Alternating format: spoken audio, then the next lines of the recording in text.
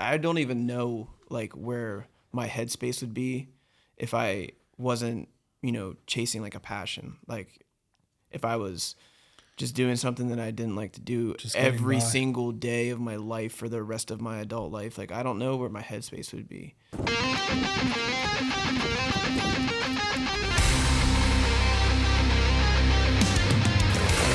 You are now tuning in to the Relentless Project.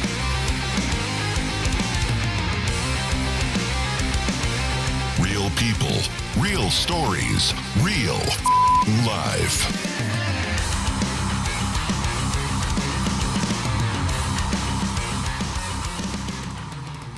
Well, bro, I appreciate you for jumping on the Relentless Project. For those of you who don't know, this is Anthony Hogeback. Look at that. Nailed it on the first try. And, you fight for Stout, right? Mm-hmm. You just came from training, actually, today. I did. What'd you guys do? You allowed to talk about what you do? Is it secret sauce? No, I met up with Tim Moriarty, one of my good buddies. Him I know. Yeah, and we hit some mitts and got in the sauna for a little bit, and I headed over here. So Hey, I appreciate you for look at that, adding me into it. We'll call this cooling down. Yeah.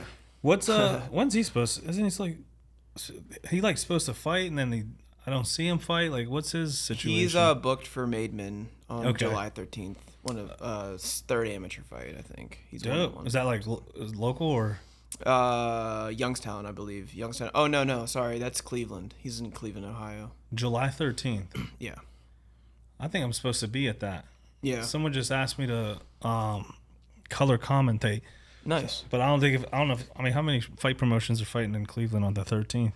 I'm not sure. Hey, your boy might be over there.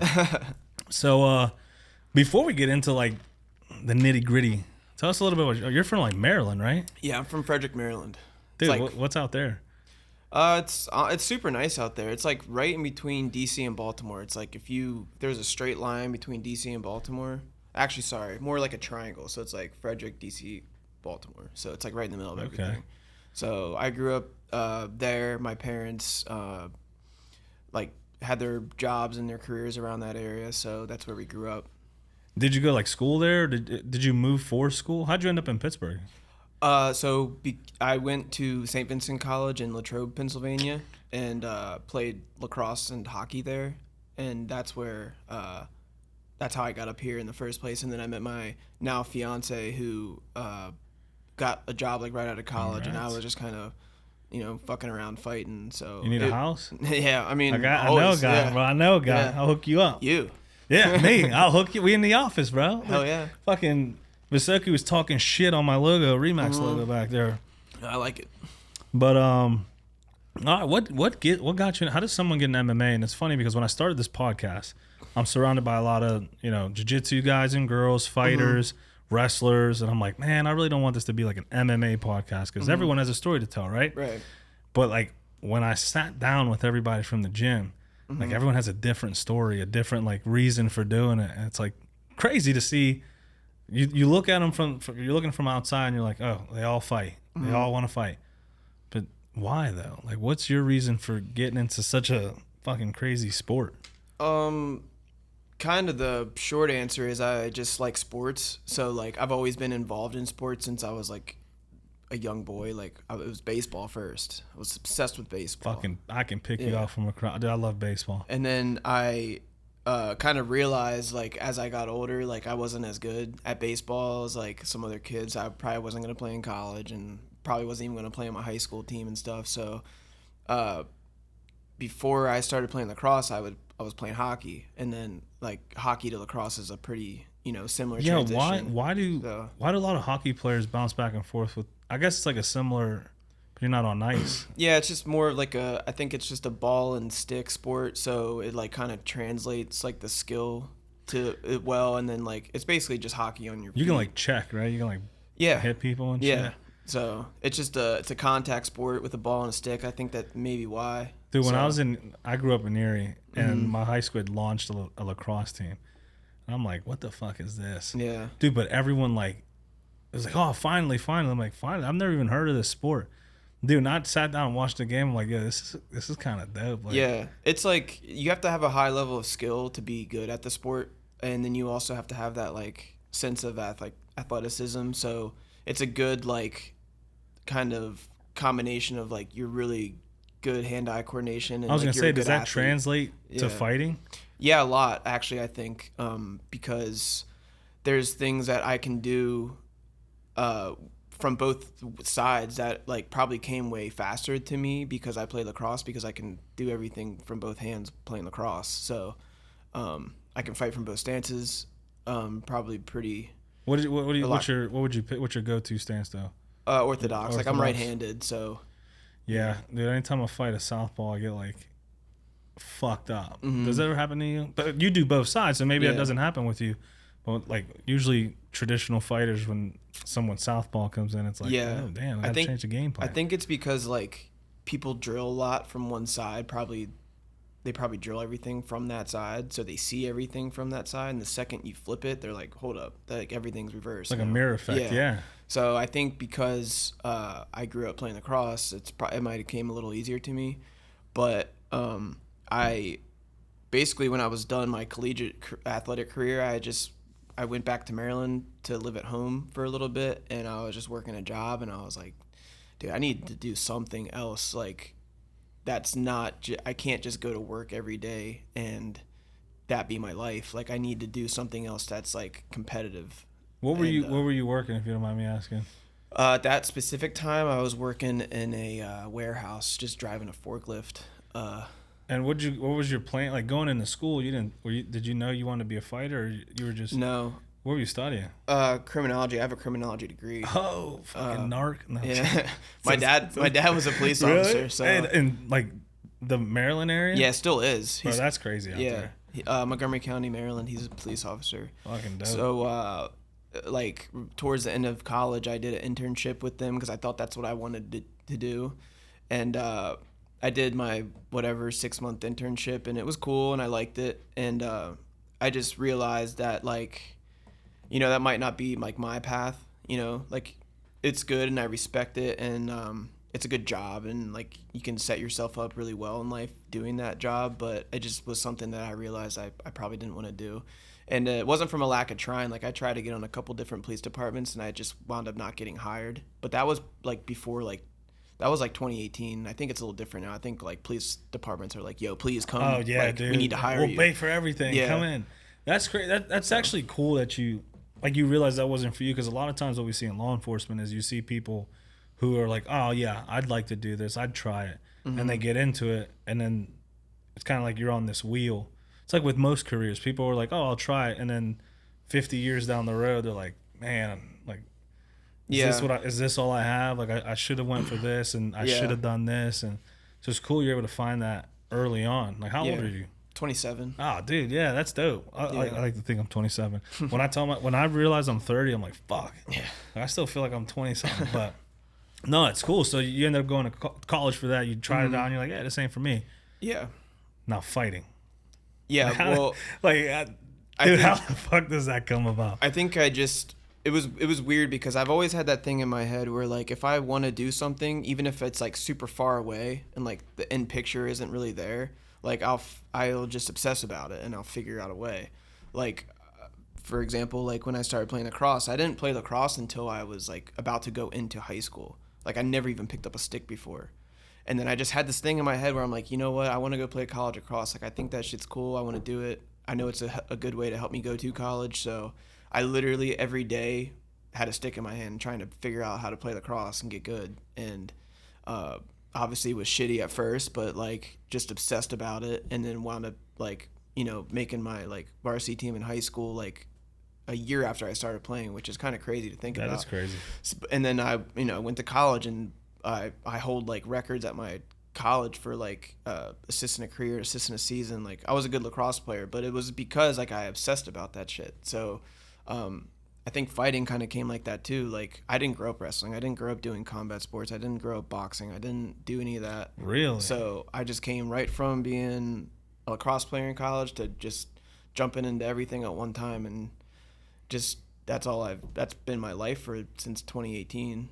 So what was your first thing? Was your first thing like striking or jiu-jitsu, or My first thing was when you decided to dabble in it? Yeah, my first thing was I went to Bauer House MMA in Frederick, Maryland, and I would do the 5:30 gi class. I would do the 6:30 advanced gi class, and then I would do the 7:30 striking class, and I would do the 8:30 MMA class, and that was like every day for like basically until COVID happened to shut our gym down for a little bit.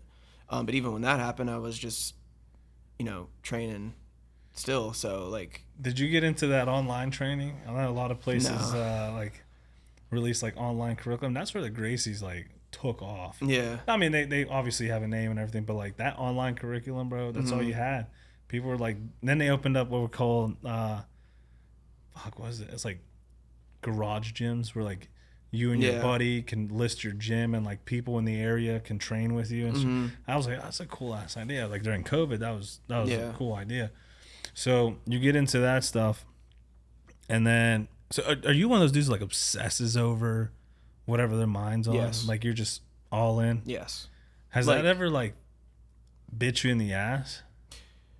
Yeah, I mean, like, there's certain things like that I just like can't let go sometimes. I feel like even if it's just something small, like throughout the day, like oh, I wanted to go like do this, and I like don't have the chance to, and it just like fucking bugs me, you know? Like that itch. Yeah, or like I remember growing up, like being real young, like my parents would be like, "Yo, like fucking let it go," like You just couldn't let it yeah, go. like I just couldn't. That's a. I mean, it's a Yeah. good characteristic to have. It's been mentioned multiple times on here where I truly believe if you want something bad enough, if you continue to pursue it, you're gonna get it. Right. Eventually, like you're gonna get it. Mm-hmm. It's like if you want it bad, you continue. It's the relentlessness. Yeah, premise of the podcast, huh? But like maintaining that drive and focus, you're gonna get it. Yeah. It's when people quit or that you don't get it anymore. You don't have access to it. You hear it with musicians, right? Or actors. Man, I almost had my big break. And it's like, why'd you stop? Mm-hmm. You hear it with like athletes. Oh man, I could have went D1 or could have went to the NFL. Yeah. They quit. Mm-hmm. Like if you continue to push for stuff, man, you're gonna get it. Now look at you. How many fights do you have under your belt? I did 8 amateur fights. 8. That's a lot for amateur too. People just try to jump into pro. You're coming off a win, right? Yeah. I just fought Yeah. in March. Did my research. Yeah. Hell Hell yeah. That's dope. When's your next fight? June 29th. It's my pro debut. So it's for the same promotion I just fought for. It's just in West Virginia. How are those West Virginia fights? I've only been to one, and it was I've been to 2. I went to the Maidman one in Morgantown, and then Lucas fought last year for New Line also. And it was cool. They put on a good show. So How do you think they're judged? Because I know in Pennsylvania, it's like a heavy wrestling state. So usually judges look for like ground control and stuff like that. Is it the same over there, or how's that work? I honestly don't. I couldn't think off the top of my head. Like, just gonna swing, Yeah, I mean, I haven't been. All my fights have been finishes. Either I'm getting finished or I'm finishing people. That was all last year. Yeah, bro, So, we got a hitter over here. That's dope. submissions, all submissions. Yeah. Do you like? What's your game plan going into a fight? Are you looking to end it, or because I know some people go in there and they're like, I'm going to try and score points, which that's like Yeah. gambling, man. I don't know why you try to score points on a dude who's trying to kill you, but or are you going in there with the plan to end something? Honestly, at the start of my amateur career, I was looking to go in there and like survive. Like I wasn't really looking to go in there and like find my path to victory. Really, I was just going in there to survive. I feel like, and that's kind of why I like had this like bitch ass style. I feel like for a little bit, and then What do you mean by bitch ass? I was just trying to lay on people, just trying to run the clock out. You know what I'm saying? I mean, that's real as fuck though, because a lot of people come Yeah. on here and they're like, I go in there, are you scared? It's like, bro, come on. Like, Yeah, I mean, if anyone's saying that, it's like you're either like legit psycho and you like really feel like that, which like probably shows in your fighting style. So it's probably pretty easy to tell if you're like that. Like Sean Strickland will always get on the mic and be like, "Yeah, we're gonna blah blah blah violence, blah blah." It's like, and then you're like, yeah, I mean, his That fighting, Philly show, yeah, bro. his fighting style don't really, like Translate show it, that. yeah. You know, it does sometimes, but like, you know, if you're gonna like Yeah, I feel like people that say that, you can see it's pretty easy to tell. If With they're our like luck, that. he's gonna find this and he's gonna want Yeah. our heads. Come fucking show up to Come do Pittsburgh. it. Yeah. Come to Stout. No. Did you see his last fight? Yeah. The one. Yeah, it was. I think it was a good card. I mean, he's super impressive. Yeah, that was a good card. I'm just saying in the sense of like people talking like that and Yeah. then going and out there and like the way they actually fight. Like, I don't know. It's easy to tell if someone's like bullshitting like that. Or No, not, that's so you know? true because I grew up fighting all the time, like on the street, Mm-hmm. and then I went into a gym. Well, that should mean nothing when you go into a gym, right? Mm-hmm. I got my fucking ass kicked, and I went into my first AMI, and I'm like, dude, I was like ready to throw up. I Mm-hmm. threw up after the fight. I don't know if it was because of the performance or because I was still nervous. I'm just like, dude, I'm in this game. You hear the door lock. That's the loudest fucking thing in the world. You see, like, kind of see people because there's You lights, can and you're like, feel everybody looking Yeah, at you. and you're like, yeah. I can't change my mind. Like, Yeah, you're you in can it change now. your mind until you walk up. Like, you can't change your mind right now, Yeah. dude. It's daunting. Mm-hmm. And there's people who do this shit for fun, who get paid to do it. It's starting to become fun for me. Like I get very excited for my fights. I'm not like as nervous as I used to get. Like my last fight, I was just like so excited to be there. And I've had previous fights where like I'm excited to be there, and then like I've had previous fights where I'm like, fuck, dude, I just feel like I'm about to go out there and get slaughtered. Like this sport is so mental like that. Like it's crazy to me how mental that the sport actually is. And if you look at it, especially at the level, you're going to be pro level, right? Like once you break that ground, you have to be competent. Like Yeah. you're not fighting a dude who's like I love him. Oh, he's trash. It's like at the end of the day, there's two elite athletes in a cage. They could go either way.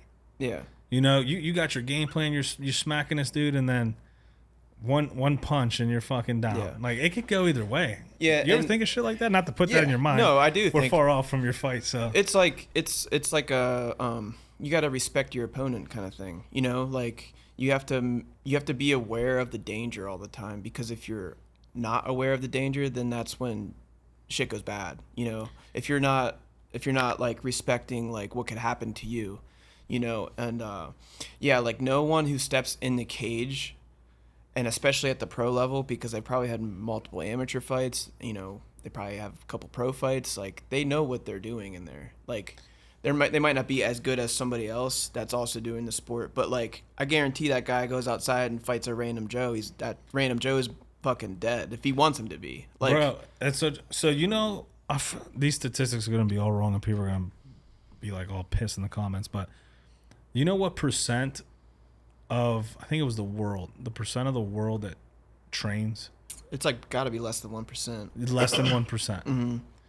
So think of that. You have less than, that's people who have gone to any sort of self-defense class. Any, like I'm talking the Bushido shit, like all of it. BJJ, wrestling, boxing, Muay Thai, all that, Taekwondo, karate.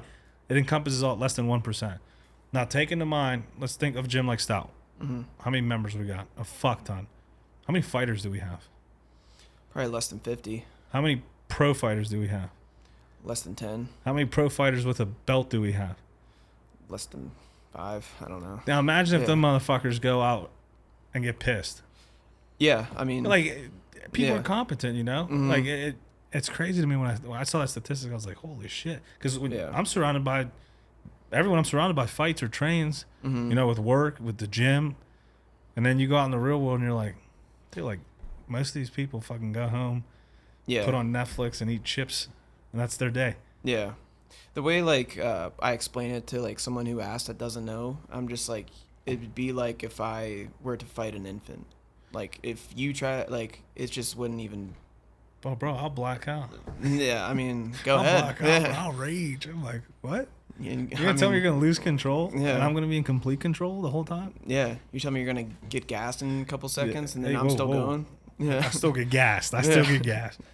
What's a typical training day look like for you? Like if you're getting ready for a fight, how are you preparing for that? Is it opponent specific, or is there a ritual you do that kind of gets you in your element, in your game?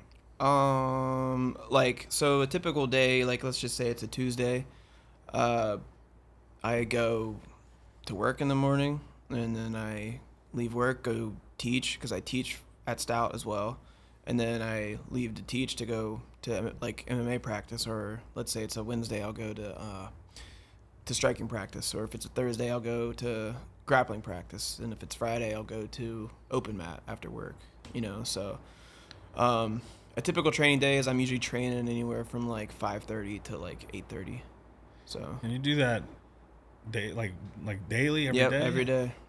You ever feel like gassed or like, man, this is that's like, do I want to be doing this for a long time, or do you feel that same excitement? Yeah, 100%. Like anything. He answered that quick. He said, yeah, fuck yeah, dude. You just disrespected me. Honestly, like, as recently as like Tuesday, I'm sitting in the parking lot, like, fuck, dude. Like, I really don't want to be here today. Like, I could turn my car on, go home right now. I really don't want to be here, but I force myself to get out of my car and go to practice and have a good practice and do the best that I can there. And I feel like that's kind of where like you separate yourself, like there's a lot of people there's a lot of people that will give into that, like, fuck it, like, I'm just going to go home, It's funny you mentioned that, because that just happened to me the other day. I wake up at 4 to go to the gym, and it's 4 a.m. and I was up late. I was working on an offer. I'm like, dude, I'm tired. Like, I should go back to this. I can get a couple hours of sleep still. Mm-hmm. And I tell myself, I'm like, nah, I'm going to get up. I'm going to brush my teeth. I go wash my face, brush my teeth. I'm looking in the mirror. I'm like, I can still get an hour and 40 minutes. Mm-hmm. Dude, I'm telling myself this the whole time I'm getting ready. I'm driving to the gym. I'm walking into the gym. I'm under the weights. I'm like, man, I can nap in my truck. Like, and then I'm done with the workout, and I'm like, fuck, I'm glad I did that. Mm-hmm. But that is where, like, things change. If you're not mentally strong, you're never going to get to where you want to be, because you'll always give in. You'll always quit. You'll always, everyone has that voice. Like, man, I'm tired, or I'm sore, or do I want to get punched in the face today? Like, no. Yeah. Like, do you give in to that?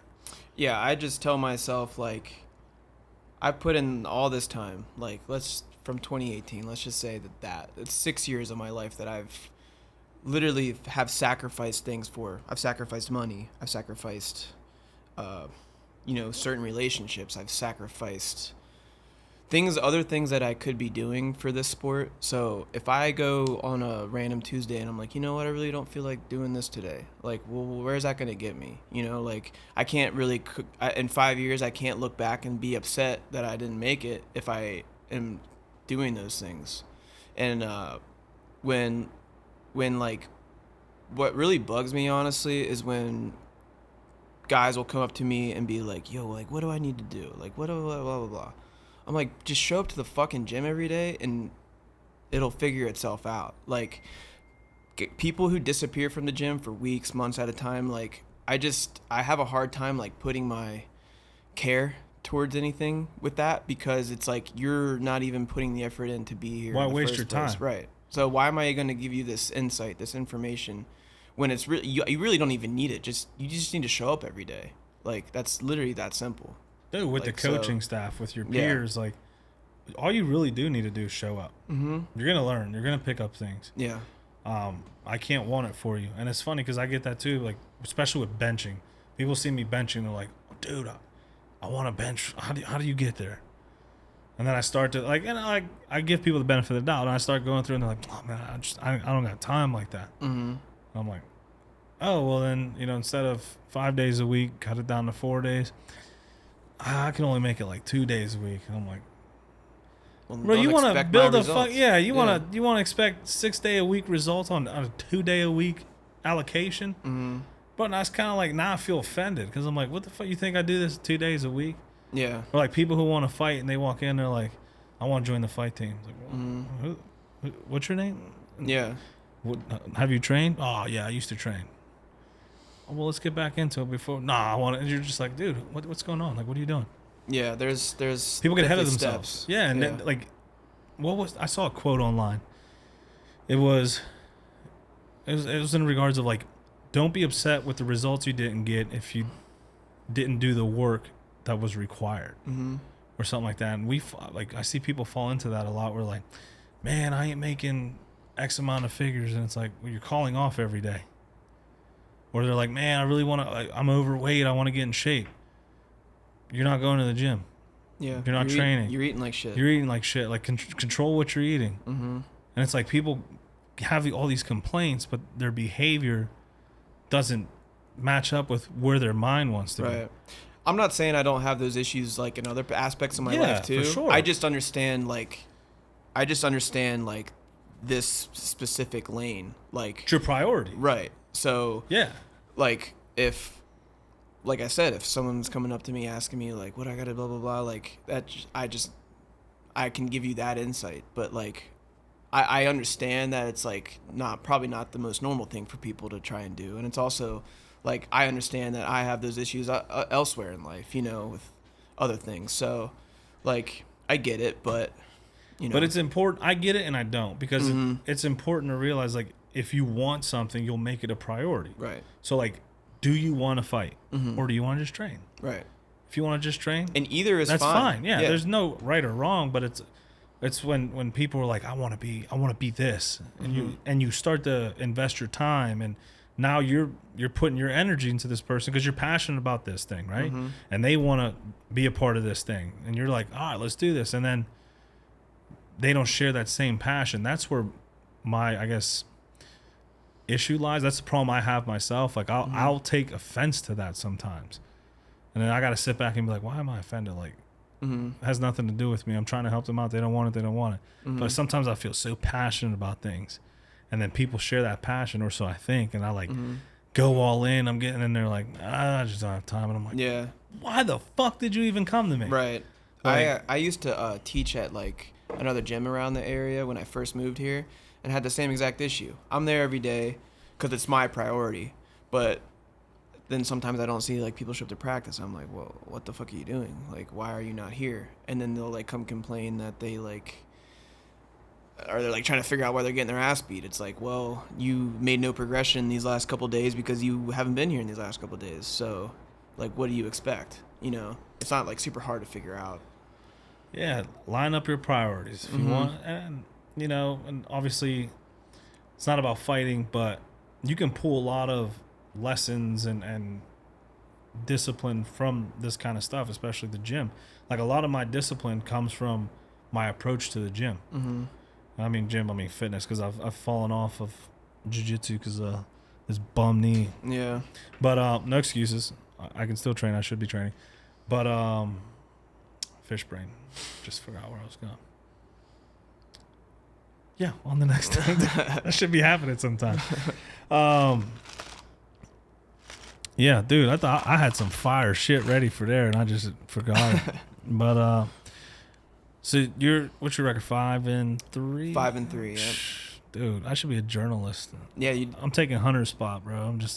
I honestly super appreciate that, because like you didn't come in here blind. Like, oh yeah, so like who are you? Like, you know, you took your time. So oh, for sure, dude. Like, and here's my thing: when I bring people on, or like, I want you to be on this show, like.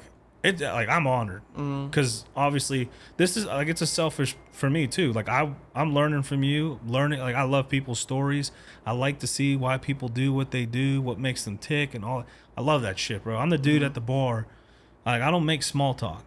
People get annoyed with me when I say what's up. I want to know. Like, fucking tell me your story. Yeah. People just like, oh, cool. Yeah. I'm like, oh, what's up? What's good? Yeah. Oh, well, I'm just here. Oh, dope. Let me dive in. Yeah, dude. Yeah. I'm all about that shit. So like, the minimum thing I can do is like learn a little bit more, so I can know what to ask you and kind of get in there. You know, like 5-3 as amateur. That's awesome. What was your first fight? Was that a win or a loss? My first fight was a win. How'd you feel when you won? Was it a finish? No, it was a decision. Okay, so dude, that's it. Like, I feel like my nerves would be even more. You're like, I just went through hell, and now you're standing here waiting to hear if it was worth it. Like, how was that feeling standing in there? It was crazy. Well, my first fight, I knew I won because I literally laid on him the whole time. So I was like, I know that it was probably 30-27. So I was sitting there just fucking relieved. I'm not injured, fucked up. I'm like, thank God, I just fucking won and I'm out of here. So that was my thought process. And then I'm sitting in the back and I'm like trying to catch my breath and shit, and I can't. I just had a complete adrenaline dump. Like, I'm shaking and shit. Like, I feel like my teeth are loose and Yeah, shit. that's Like, it was something you don't weird, think dude. about. Yeah, it took me like 30 minutes to calm down. So that was my first fight experience. It was crazy. Dude, you're just back there trying to figure like, dude, that's crazy. Yeah, Yeah. people don't think about that. Nah. And then your first loss, how was that? Because if you're in the sport, everyone wants to win, but can you handle a loss? Like how'd you handle your first loss? My first loss was my next amateur fight, which put me at 1-1, and I fought who is now a 4-1 amateur. Good dude to lose to. Yeah, his Michael McCaffrey. I lost a split decision to him. So that was like the first time I got in like a fight. I like fucking got hit. Like I hit him. I cut him. Like it was a fight. Brawl. But yeah, I mean not necessarily a brawl, but it was like you got hurt. You took damage. Yeah. You're giving damage back. You're like, man, yeah. is this my way? Is it his way? Did you have that thought? No, I don't know what the fuck the judges were watching. Like I definitely lost that fight. But someone said I won the fight, so I was like, okay, a split decision's cooler than like a unanimous decision loss. But I definitely lost. But that was my first time taking a loss. And this dude came on here just speaking straight truth. Nah, I fucking lost that. Like I don't know what he was thinking. Yeah, literally, I don't know what the fuck he was watching, but maybe because I cut him or something. Who knows? Dude, they take that into account. Yeah. You're wait, was it? I don't even know how to say this word. Bantamweight. Bantamweight. Bantamweight. Yeah, bantamweight. Champion. Mm-hmm. Tell me about that. So, I was 3-1. I just came off like a fight of the night for Stellar Fights, and I wanted to turn around quick, so I was trying to fight for 247. Went on fighting Jake Zach last April, and just a number of things going on, including a shit ass weight cut. I just did not fucking show up and perform that night. I had the place packed out at the Meadows, and I just did not perform that night, and he went in there and did. So that I took a very hard loss in last April, and it was hard, dude. I got fucking chubby and shit. Like I was eating my like feelings away a little bit. I had a shit job that I hated, and I was just like, what the fuck am I doing? And a couple months later, I was on vacation, and then an Art of War offered me a title fight for this kid who was 3-0. I think they were trying to do anything they could to get this dude a title because it was just their guy. So they offered me him, and I took it.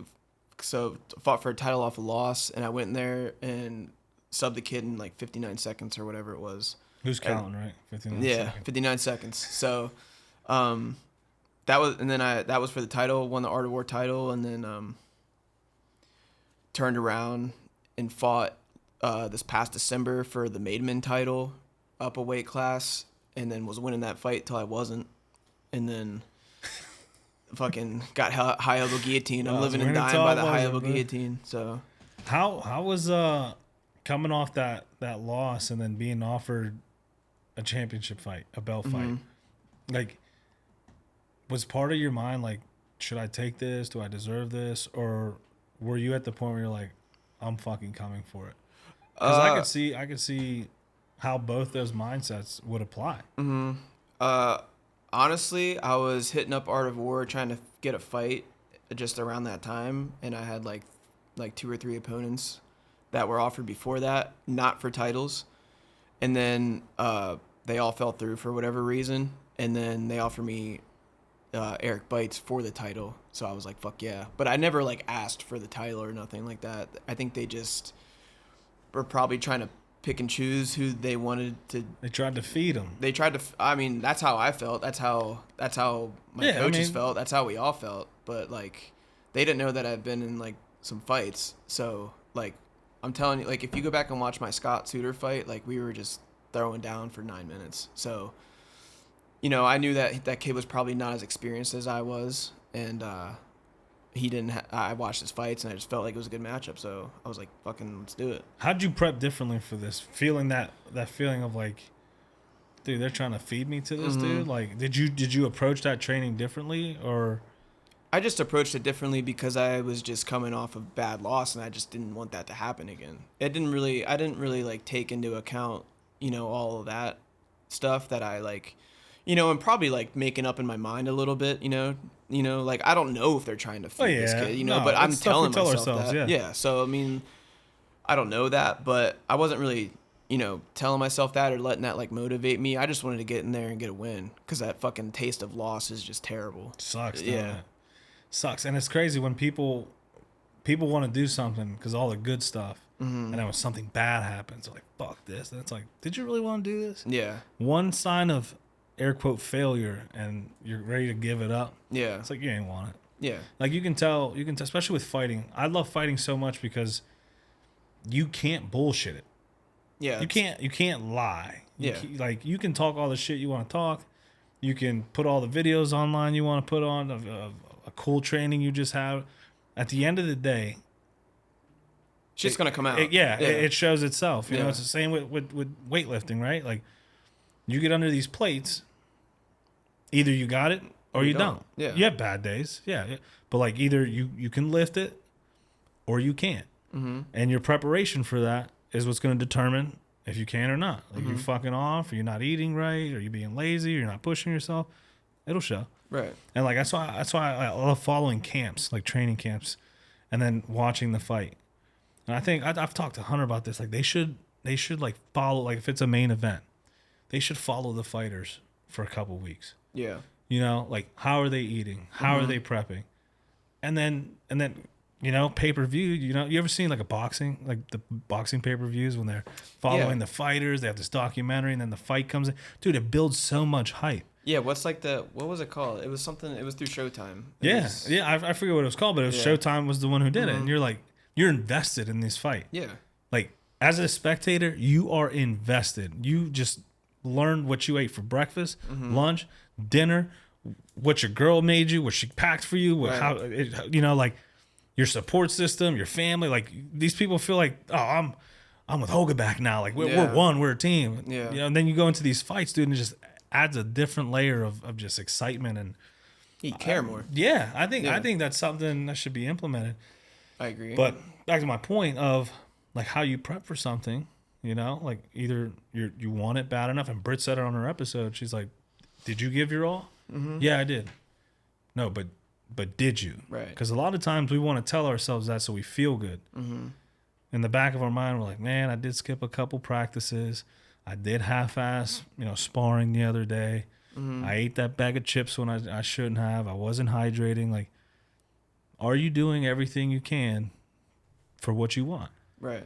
And like this is something I tell myself all the time. Like I want to dive into real estate. I really want to hit it hard. And then I'll sit back and I'll be like, I didn't contact any leads this week. Didn't reach out to anyone. Didn't try to, didn't reach out to people trying to sell their house on their own privately. Hey, bro, can I help you? Like, that's all stuff I could be doing. I didn't do it. Like, do I want it bad enough? Right. You got to check yourself. The ability to check yourself will take you to places that most people don't go because they don't possess that ability. Right. What inspires you to keep, like, pushing forward in this sport?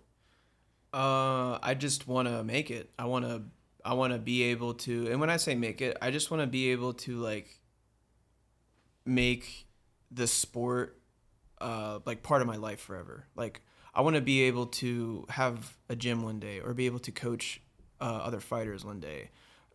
Fighting, I want to be able to be a good professional, make it to big promotions, make good money doing it. So I think that's what inspires me. And just on top of that, I just fucking love the sport. Like I have that obsession about it. So like that's what keeps me going. Before I even started training, I was just a fan. Like that, I just obsessed about it. So, and I still have that in me. So I care. I watch every UFC card.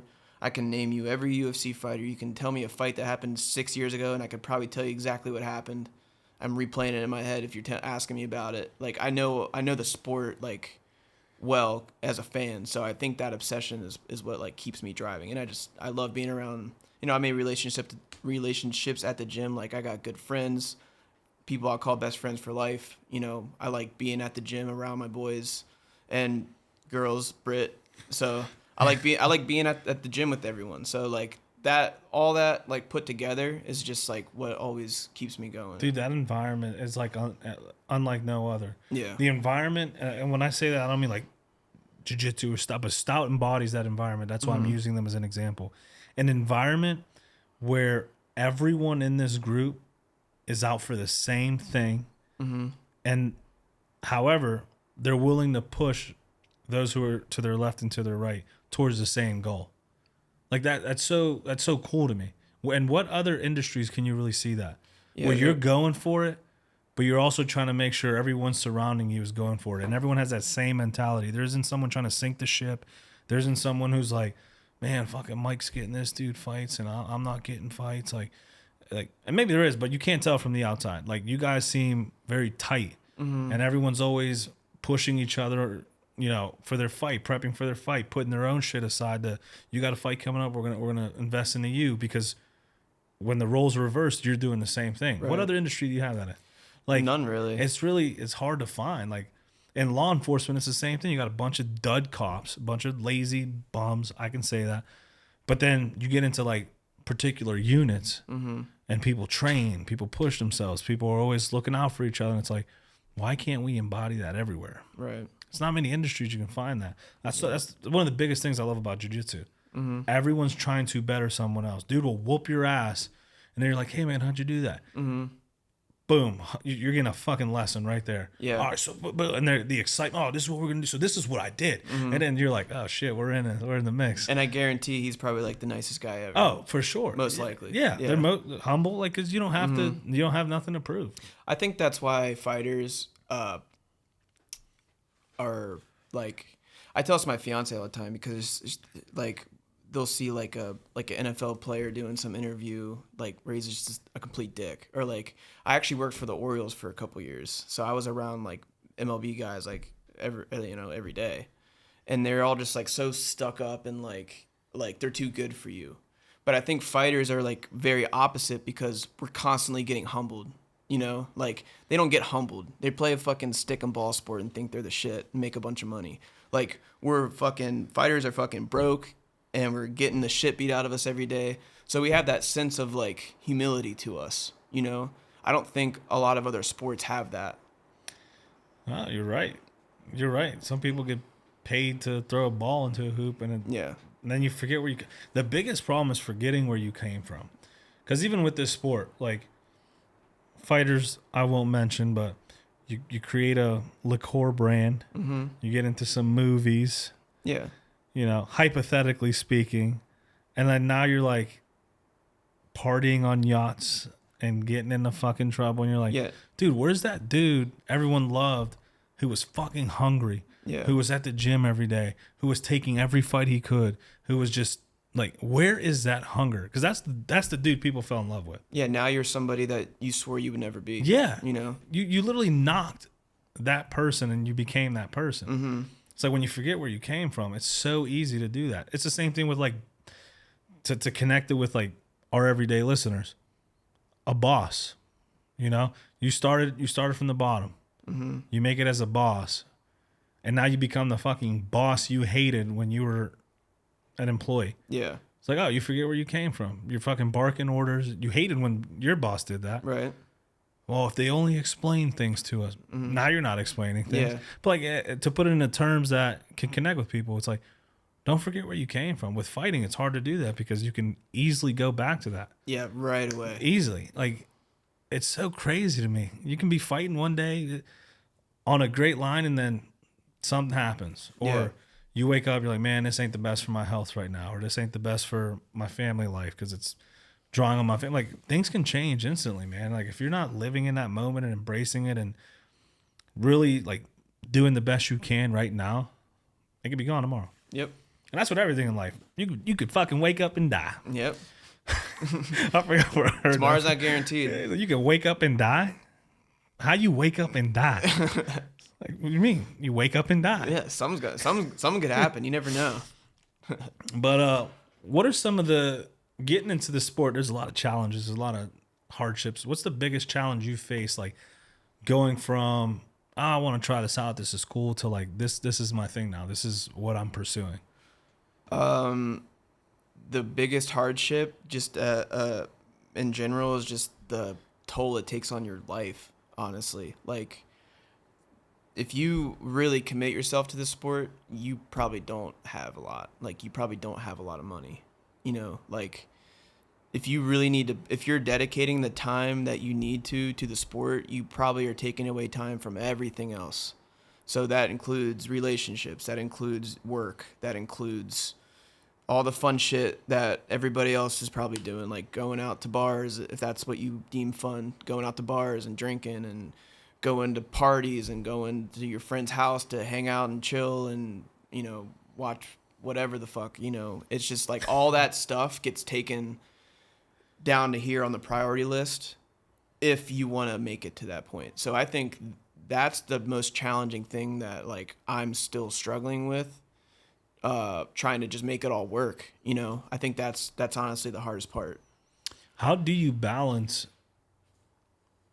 fighting and training and a social life? Because like, I think it's very important to have some sort of social life, whether that's your friends at the gym, like hanging out outside the gym or something like that. Like, how do you balance training and Anthony's life? Yeah. Or have you like migrated those two into one? I would say for the most part, they're pretty much migrated into one right now, because most of the people I talk to every day are, you know, Lucas and Miguel and Britt and Coach Mike and, you know, like those guys. I mean, I still have my, like, good friends from, like, my lacrosse team, you know, my best friend from home I talk to every day. Like, they're not gone out of my life or anything like that. Like, I still talk to them and still get to see them every once in a while. But, like, I mean, the extent of my social life is, like, that. And, like, maybe I see my parents every couple weeks if I go home, or What do they come think see about me. this? I mean, I think they've just accepted that it's happening at this point. So, like, When you decided, when you broke the news, like, were like, no, you're not doing this shit? they were very like, well, what the fuck is gonna happen? Like, you're just gonna, like, you know, like, what is this? Like, they don't know. But I think because of the dedication that I put into it, and they really see, like, how hard I work for it, they're like, okay, well, if you can make it work along with your, you know, if you can support yourself and you can make it work, and, you know, we'll, like, you know, quit giving you shit about it, I feel like is what it kind of boiled down to. But I mean, my dad's coming to my fight in June, and my mom's been to a couple fights, so, and they watch, and, you know, they always repost my shit and stuff. So Yeah, that's sweet. Yeah. That's awesome. I think having a strong support system is important in anything you do, especially this, man. Like, it literally wouldn't even be possible if I didn't have support. There's days like you're not there. Yeah. And everyone else is their responsibility is to get you there, wherever there is, you know, mentally. Mm-hmm. Like you said, it's a big mental game, man. And if you aren't in it, you already lost. It's 2 against 1. Yeah. You know what I mean? Like, it's your opponent and you against yourself. Like, it's a bad place to be. Yeah. And a lot of times we're like that in life. You know, you walk through life. I got a friend I've been talking to, and they're just like, man, I just had one of those weeks. I'm just trying to feel it. I'm like, that's cool. Like, that's okay. Like, I get it. Like, I get in those moments too, but like, don't let that feeling lie to you, because that's not who you are, and that's not what you do. Like, if you're in those feelings, that's fine. Feel it. Know, hey, this is gonna pass. I'm gonna get through this. Like, don't get caught in that bad space, that head space and shit. And it takes a team. It takes a support system to get you out of that, because sometimes you get stuck in that mood. Dude, that's me. And I'd be real raw. Like, there's times people think I got it all together. There's times I go into these fucking episodes of depression where everywhere I'm at, I'm dancing, laughing, singing, There's times where I just sit in my fucking car for an hour, and I forget that I'm there for an hour. I'm like, I should probably get down. Yeah. Like, I just go into this space where I'm like, what the fuck am I doing? Yeah. But like, if you don't surround yourself by someone who can be like, hey, Ish, dude, you good? I'm going to say yes. Like, nah, like, they know you, right? They're like, nah, you good, bro? Like, like, oh, shit. And then you're like, oh, fuck. Well, what's going on? And then you can start that conversation. The support system in this shit, dude, man, you're getting hit. You're getting injured. You're sacrificing time, money, family, like you said, relationships, health. Yeah. Dude, look at me. I'm fucking pissed about my knee. Now I'm like, what, am I going to be able to train again? And it's a meniscus. People are like, yeah, it'll come back or whatever. But I'm like, to me, I'm like, fuck, like, is everything changed? Is everything different? Like, things change for me now. I'm not going out and getting it. I can't lift legs, which I do train legs. People don't think I train legs. But, yeah, just to touch on that, like, Touch because it. she deserves all the credit in the world. Like, my biggest support is my fiance. Like, I'm talking legitimate, like, help support me. Like, you know, there's been times where, like, I didn't have hardly shit because I'm trying to do this, and she's stuck with me the whole time. And she knew me before I was even fighting. So she's got that thing that, like, my parents do. They're like, why the fuck are you doing this? Like, you know, and, you know, she's stuck by my side the whole time. So, dude, that's awesome. Yeah. That's rare, especially with this shit, man. Like, you want to see your significant other coming home beat. Late as fuck. Late, like, training all the time. I just saw, fuck, dude, everything I do is, like, post, dude, because I'm always trying to look at things that inspire me and motivate me and stuff like that. And it was a post about a chick, and her dude was, like, on the phone all the time because he was, like, an investor and stuff. And she was like, everyone wants a man who makes money until, and it's this. And the comments were so positive. And it's like, dude, you dealing with that? It's like, it's to have a significant other that supports what you're doing. You could take over the world, dude. If you had Let me show you a picture real quick. So this was my that weight cut I was telling you about. I fucking saw this. Yeah, I saw this. That was her, like, sitting right beside me. Dude, I literally couldn't walk. How much did you drop for this? I don't remember, but it was too much. Dude, yeah, you can just see piles of sweat everywhere and shit. Dude, that's dope, man. Yeah. Shout out to the fiance. Rebecca. Shout out to Rebecca. You know what's crazy? I would always to talk about dedication, I would always see you at the gym. Didn't know who you were. I would hear your name, but I didn't associate to your face. You know what I mean? So I always see you. And then I'd realize, oh, he's on the fight team and stuff. Because I try to get around and talk to people and stuff. And then where it all clicked, like, we were messaging and shit, that's where I started getting your face. But, like, where it all clicked was at the 247. And everything went, literally, when I saw you, I had, like, a back reel of, like, every encounter I've had with you. And shit. I was like, oh, shit, dude, it's been the same fucking dude the whole time. Dude, but, like, him. You're always at the gym. You're always training, or you're always, like, I saw that picture before I ever knew you. And I'm like, fuck, dude, that's wild. Like, one thing I couldn't, fighting as a whole, like, I love fighting for fun. I couldn't do it for a living. I couldn't. See this pretty face, bro? Can't damage that. Can't damage that. Yeah. But it's just for someone else, you know. I love violence. I love training. I fighting is not for me. And weight cutting, bro, like, that in and of itself is an art. Yeah. And everyone wants to host training classes. Host a fucking training class on weight cutting. Yeah. Money. There you go. There's your business venture to help fund your fighting career. Honestly. Host a fucking class online, or post tips or whatever, like all these influencers do. Here's my wardrobe. Pay $50 to see what's in my closet. Yeah. Bro, launch something, the proper way to weight cut and things to look out for, things that you've messed up in the process, because you've been doing this for a while, so you've learned.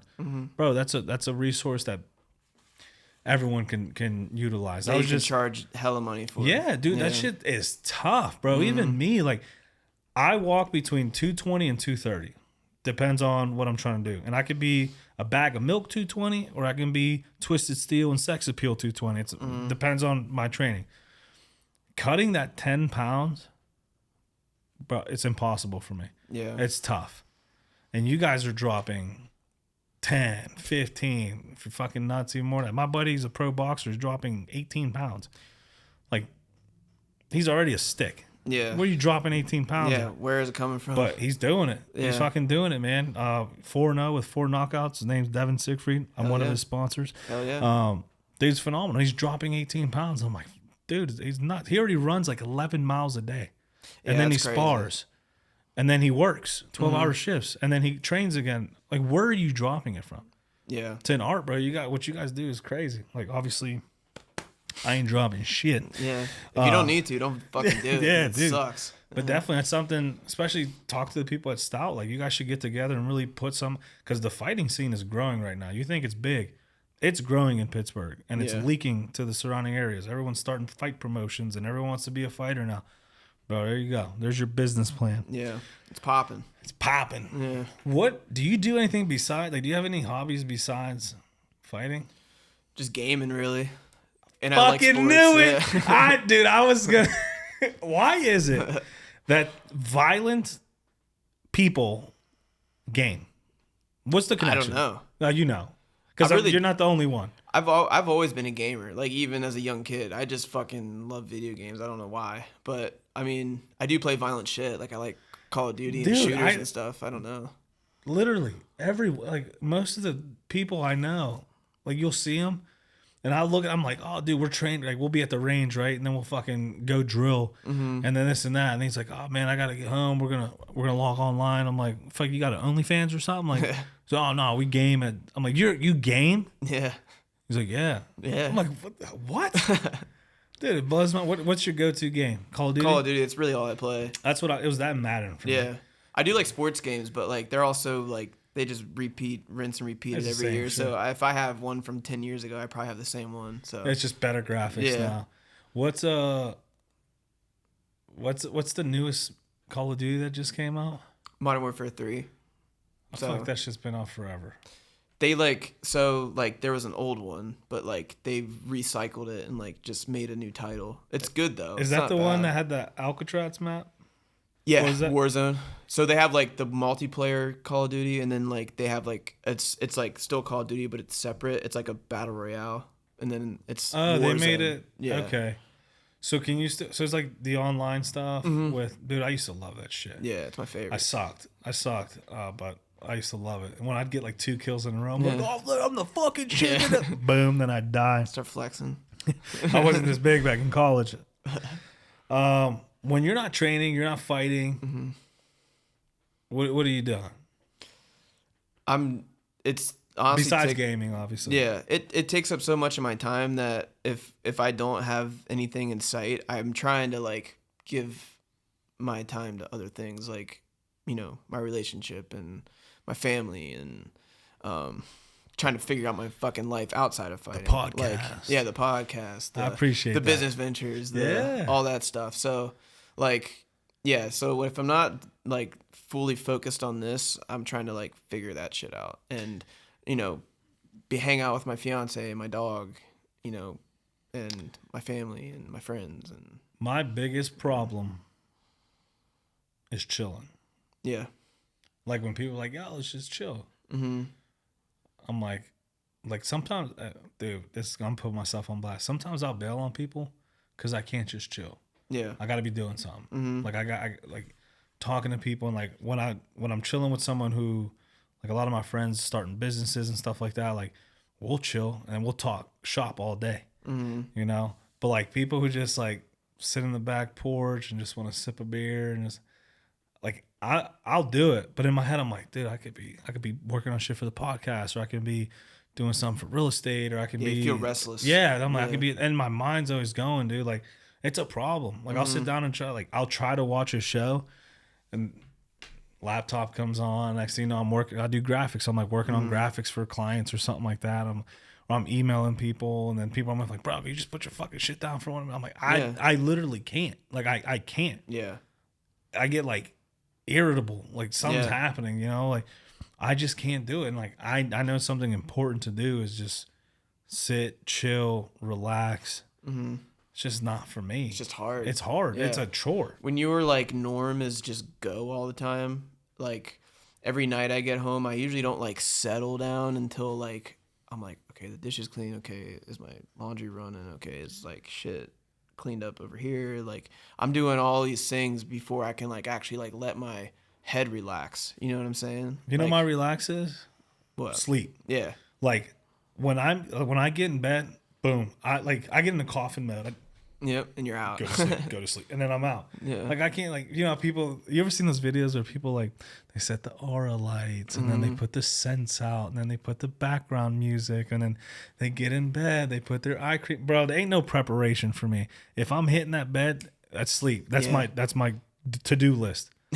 Boom. Alarm goes off, up, going. Like Yeah. that's how I get out of bed. I roll out. You're popping out. I pop out Yeah. because if I don't, then I get the 5 more minutes. Then next thing you know, an hour passes, and I'm like, "Fuck!" It's like I pop out of bed. Dude. Everything's like go go go. But Yeah. that's who I am. Like to me, it's not a problem. For a lot of people, like, oh, I'm spent, I'm burnt.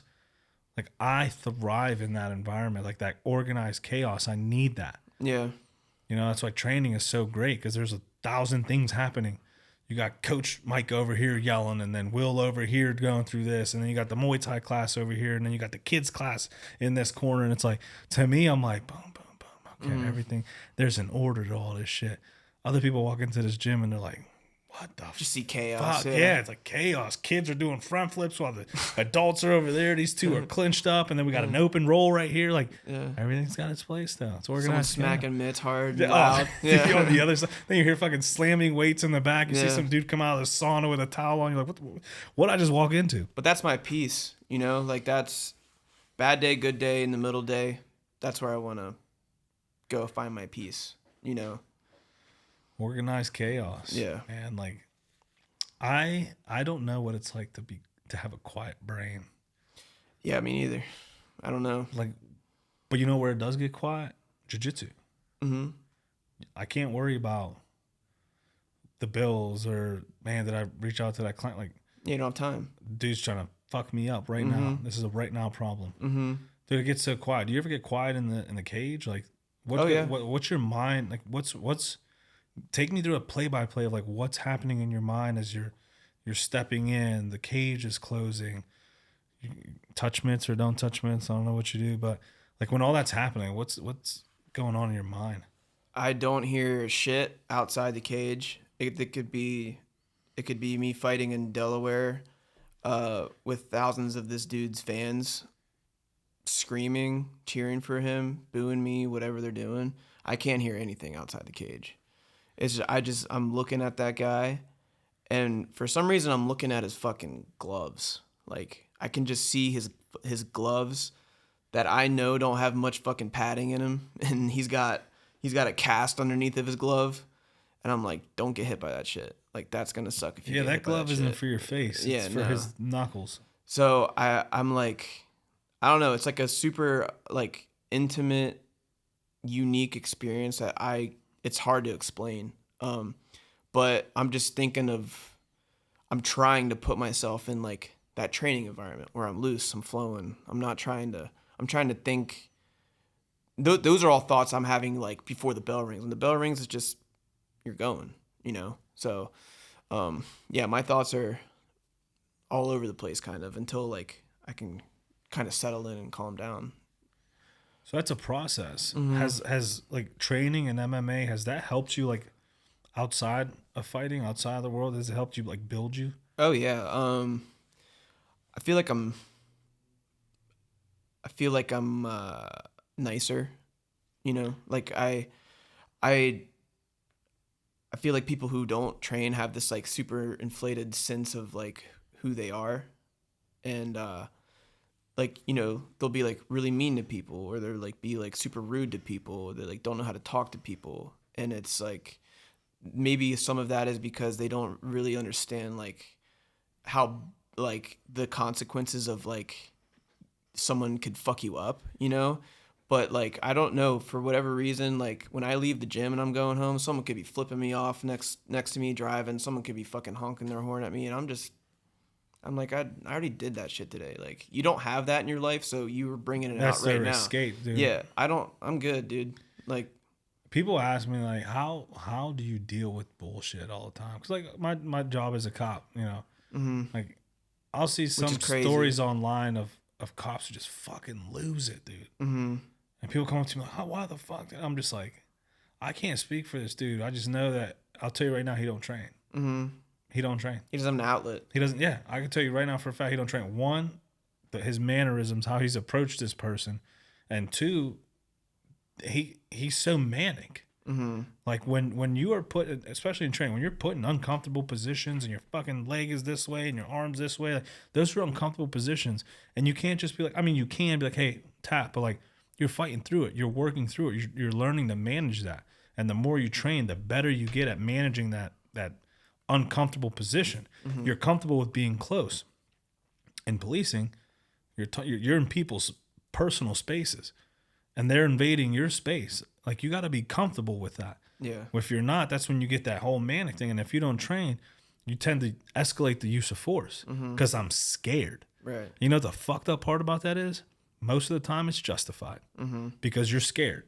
If a dude punches you in the face and he continuously punches you in the face and you can't defend it, you can escalate the use of force because you don't know what the fuck you're doing. And you're in danger. Yeah.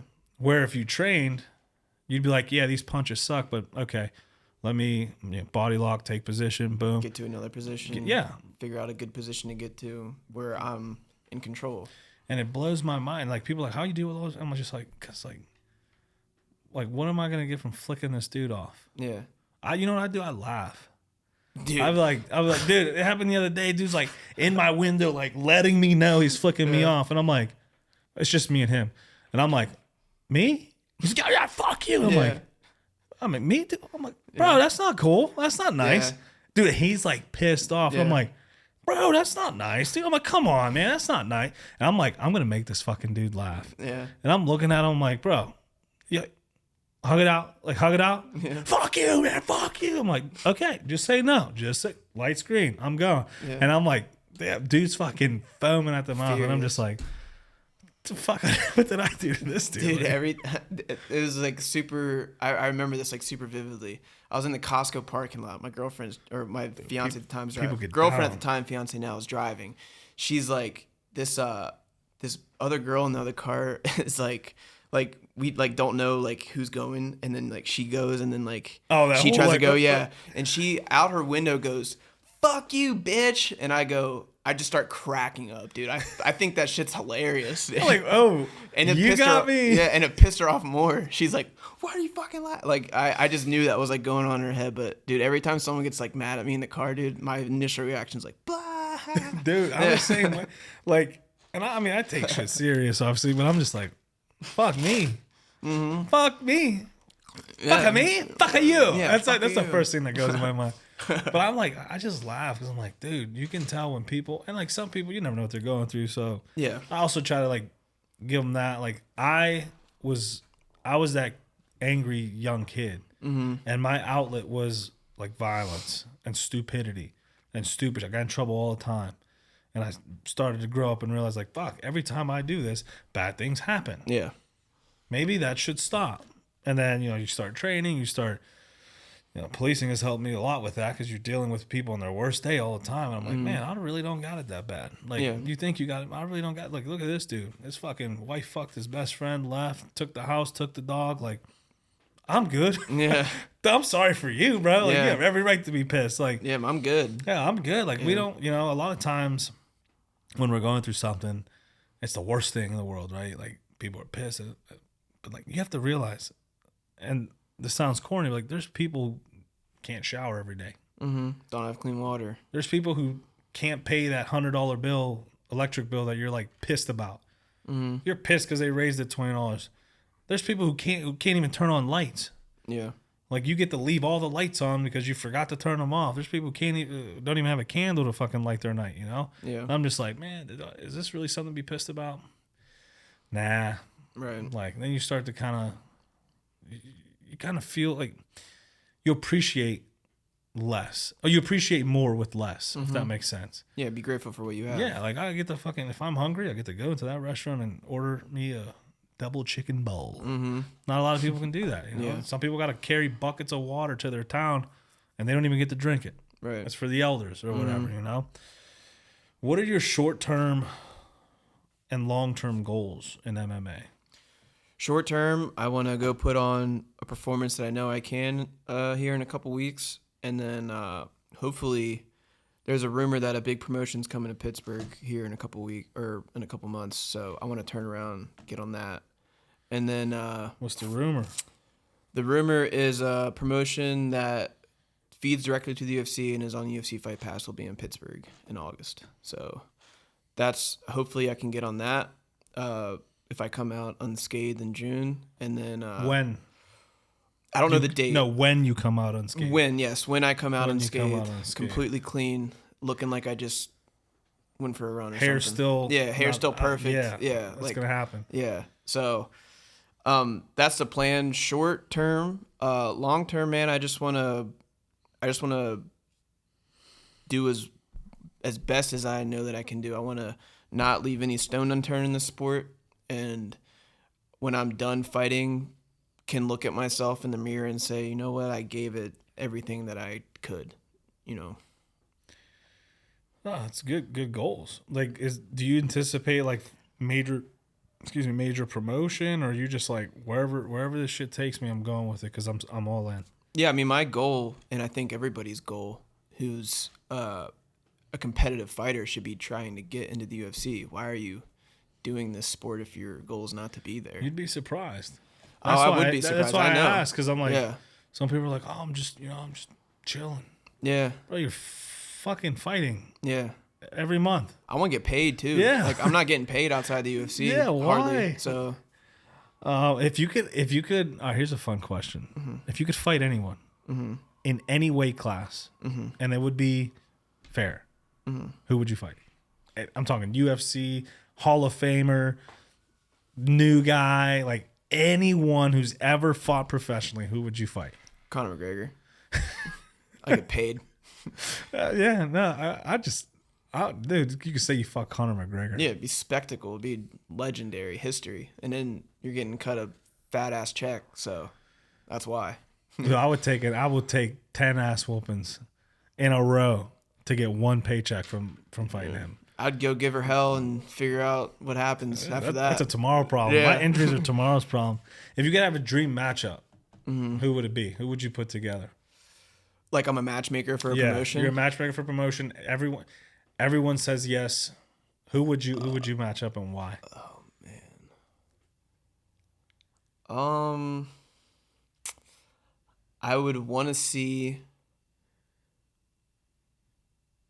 Tough question. Right now, I want to see Sean versus Max Holloway.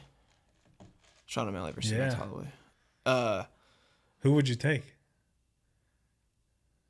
Sean. I think his striking's levels above everybody. Do you think he's overhyped? No. I was just out there in Arizona. He's not overhyped at all. I get that. Yeah. People say that a lot, and I'm like, I don't know. The kid, he shows up. He shows up. There's a lot of fight fans that are dumbasses. Well, like, a lot of them. Like, they don't know what they're watching. He came for the throat. Yeah, like, if you go in the comment section of any fight-related post, it's, yeah, but he was fighting blah, blah, blah on it. Like, it's just like, dude, like, the fight happened. That's how it went. He's good because of this reason. Like, you know what I'm saying? Like, I think, like, what super bugs me about the sport is, like, let's go say that Islam, from this past weekend, Islam won. They're like, yeah, but Dustin's this and Dustin's that. But it's like, what about Islam? Islam just put on the performance of his life. That's literally what just happened, too. Yeah, that's exactly what just happened. Like, yeah, but he's the real champ. Nah, the dude holding the belt is the champ. Like, yeah.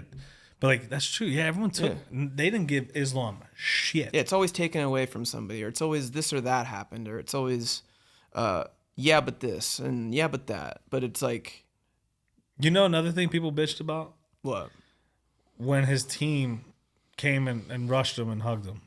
He's out. That's so disrespectful. Yeah. It's like, bro, my dude just won. People don't understand. Like, yeah, he's not shitting on this dude. He's just celebrating himself. If Lucas fucking chokes somebody out in the 5th round in the UFC, I'm hopping the cage and going hugging Lucas. Like, that's my boy. That's my brother. I just watched what he went through for not only these past couple months, but the past couple years to even get to this point.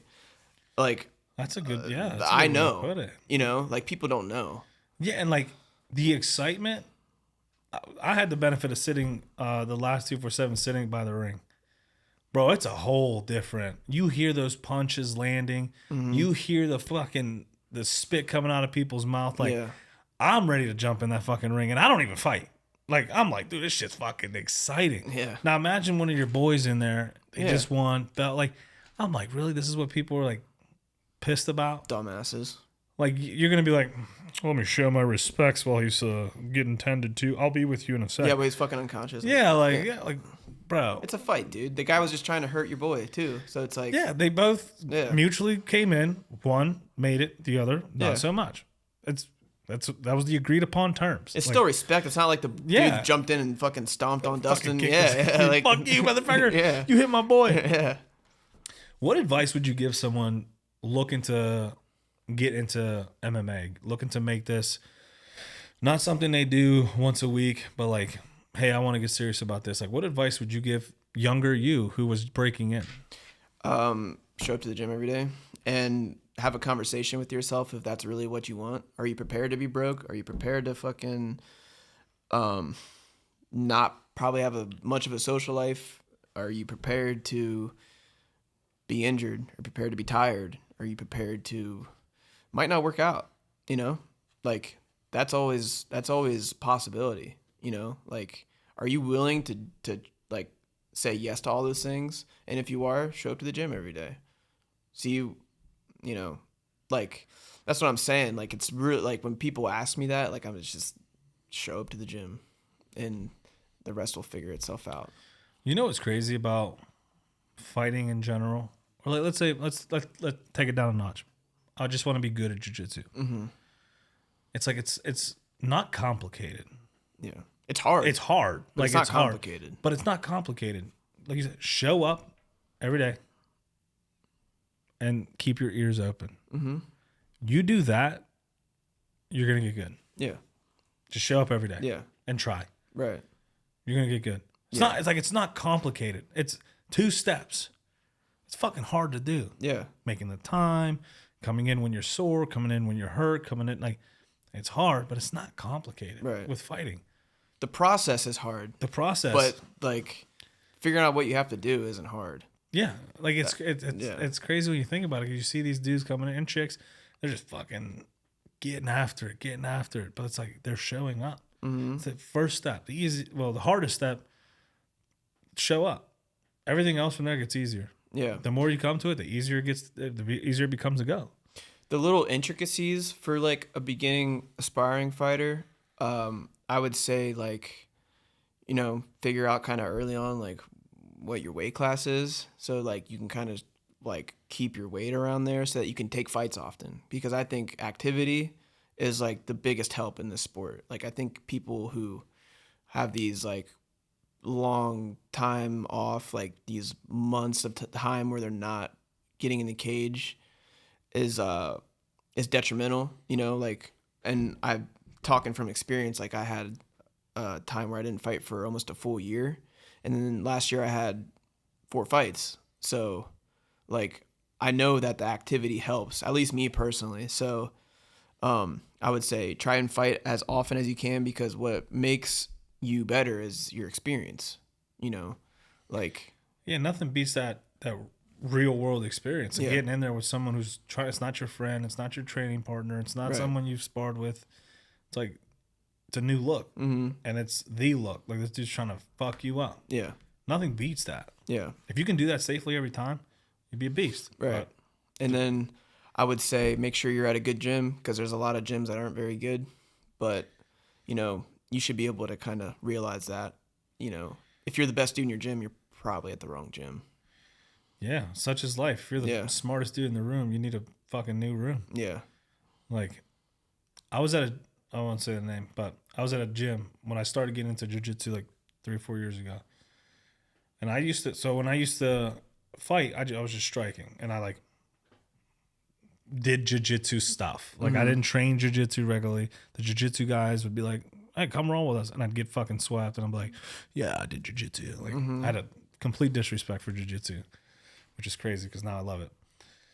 But I was humble. I'm humble enough to know, like, I'm not going to pretend to know something I don't know. So I go to this gym.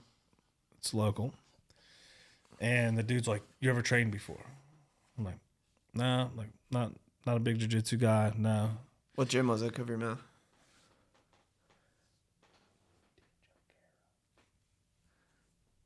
I'll tell you after. Okay. But small local gym. And actually, Yeah, just type it. I don't know if I'm spelling that right. I don't even know that. I'll show you them after. They're a smaller gym. Yeah. But I was like, oh, they're close, you know? Uh-huh. I go in there, it's a bunch of fucking Wexford dads and accountants and attorneys and stuff. And I'm like, oh shit, okay, this bigger group than I anticipated. Mm-hmm. But I'm going in there and like I'm not helpless. Like I've always rolled and trained and fought, but like never did structured jiu-jitsu. Mm-hmm. So he's like, oh, you're fine to roll. I'm like, okay, I don't know what the fuck I'm doing. Mm-hmm. So like I start on the bottom and I'm trying to get out and I'm flailing. I'm trying to shove this dude off, trying to use my strength, and dude fucking just elbows me. I'm like, oh, fuck. Okay. Yeah. I'm like kind of dazed, like we're still going. And then again, boom. I'm like, what the fuck? Like, what the fuck is going on? You know, by the end, I'm like, dude, I'm like starting to bleed a little bit. And he's like, oh, my bad. Did I get you? And I'm like, nah, you're good, dude. I'm like, what the fuck was this? Well, I went to another class, the same thing, like targeted. I'm like, dude, if this is jiu-jitsu, fuck this shit. Like, and then I went to Stout. Whole different fucking, I was like 2 minutes late. Mm-hmm. I forget who was, Logan was the coach. No, Wilkins. I think it was Wilkins or Logan. One was my first class without a gi because I went in, and then my first official class. So I can't forget which one was my first one, but I remember I was late. And they're like, oh, no, you're good. Come in. Fucking circle opened up. He was teaching a lesson. I get partnered with someone. Mm-hmm. Hey, you ever rolled before? No. All right, cool. We're rolling. And like, I'm like, oh, okay. Oh, I got this. And then boom, it gets taken away. I'm like, oh, shit, I didn't get it. And then I started to, now 3 years in, I realized what was happening at Stout. The dude was giving me a look and then boom, working me. Yeah. Letting me get into something and then taking it. And like, that's where the learning occurs. Yeah. You push to your limit and then boom, work again. And then I realized the gym I was at, I was like, those are fucking assholes. Yeah. I don't even know how I got into the story. I'm just pissed. I'm pissed all over again. I mean, we can always go back. No, now I'm about that life. Now I train. But, oh, dude, I could tell you all kinds of shit about that. But, what's your definition of success? Like, what, if you can define success to you, what's that mean? I think, just being like genuinely happy with your current, life situation, or maybe it's fighting situation, or, I just think it's being genuinely happy, like people can have fucking loads of money, not be happy. So are you really successful? Like, are you living a successful life? Or, there's like, I'm sure there's people in other countries with not shit, but they're happy and they love their family. Are they living a successful life? I would say so. Yeah, dude, I'm on board with that too. Success is it's very, what's the word I'm looking for? Like, it applies to each person differently. Yeah. That word, we'll insert vocabulary, but it's very personal, right? Like, success to me means, doing something I love and getting paid for it. What I'm surrounding myself by what I love, and I don't have any other worries. Yeah. Like, life has worries, and like happiness to me is a journey. Like, you never reach happiness. So success, you never truly reach success. If you do, like, be very fucking careful. Yeah, because then what are you, like, what happens now? For, yeah, like, what, like, a man with no purpose, it's dangerous. Dangerous, man. Yeah. If you've ever reached a point where you're like, this is it, I've made it, it's like, man, you got to start checking your circle, start checking what you're doing, because shit can go south fast. So to me, it's always finding that balance of continuously striving for happiness and continue to pursue that thing that you love, that thing that brings you joy. And it can change sometimes. Some people, you want to be a fighter, your career. So my buddy Roberto Clemente's son, wanted to be a baseball player. Son was his father was a baseball legend. Well, he got into the league, and then something happened. He couldn't play anymore. You know how easy it is to go, fuck this, I failed. His life changed, and he found joy in commentating. Fucking got ring with the Yankees, commentating.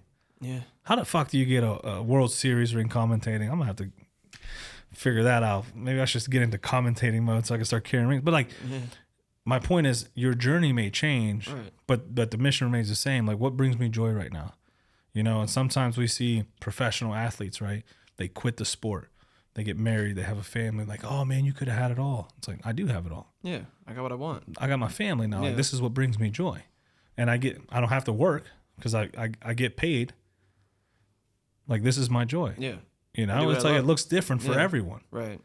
And I hate when people are like, oh man, you're not successful. Or people are like, I'm partner in my firm, I'm successful. Yeah, you hate your life. Yeah, you're depressed as fuck. Yeah, you're depressed as fuck. You binge drink every day. You don't go home. You avoid your wife. You avoid your kids. Your kids hate you. Like, is that success? No, not to You me. became partner. Yeah, Now what? you got that title. Yeah, it's a title. Something someone gave to you. What did you give yourself? Nothing. Yeah. Like, it's crazy. Like, and that's always asking, like, what's your definition of success? To kind of see where people's minds is. All right. Is there any message you want to give people listening? Any shout outs? Any, announce your next fight?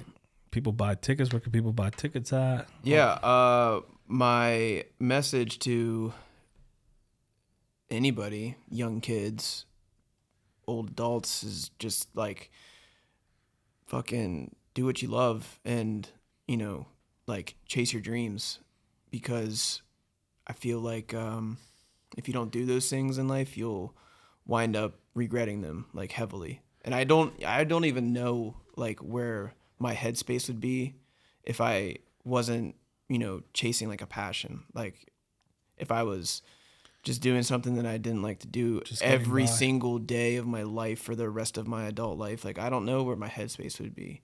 So, like, that's my message, is just, like, find your passion, your hobby, and try and, chase that in a healthy way. And hopefully, it brings you happiness. But yeah, man, next fight is June 29th, Bridgeport, West Virginia. I will have my bio in my Instagram with the link tree to it, where you can buy the tickets. If you want to directly message me, I can also help you find the ticket link and all that shit. So if you come out and support, it'd be sweet. If you buy the stream, sweet.